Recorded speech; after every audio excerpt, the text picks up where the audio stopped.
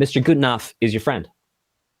Mr. Good enough, that's how kind of like he sounds. He's good enough. It's good enough. Mr. Good enough. We are human beings. By our very nature, we are imperfect. Therefore, our products that we create, by the very nature of us being imperfect, will be imperfect.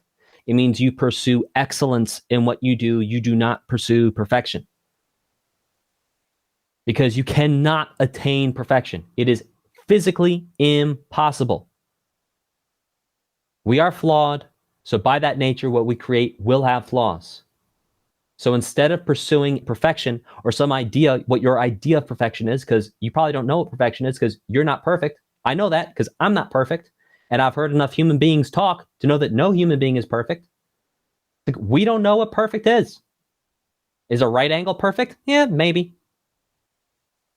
But even then, the room for error when you buy right angle things is like, they have a room for error for how precise that right angle is.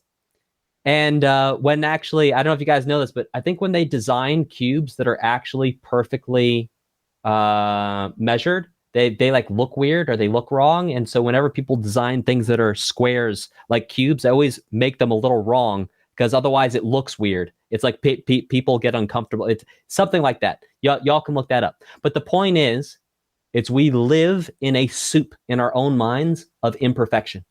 Our lives are a case study in imperfection. We are imperfect. So what we create will be imperfect. So instead of pursuing perfection, pursue excellence. And if you've done your best and you've got to the place of diminishing returns where it's like you put another hour into it, but it's not going to get that much better, stop. And shake hands with Mr. Good enough. Invite him in. Hand him your music and say, Mr. Good enough, you can take my music from here. Because you know what? It's good enough. You've pursued excellence. You've took it as far as you can go. You tried your hardest. You got so far. And in the end, it really did matter because you were fulfilled.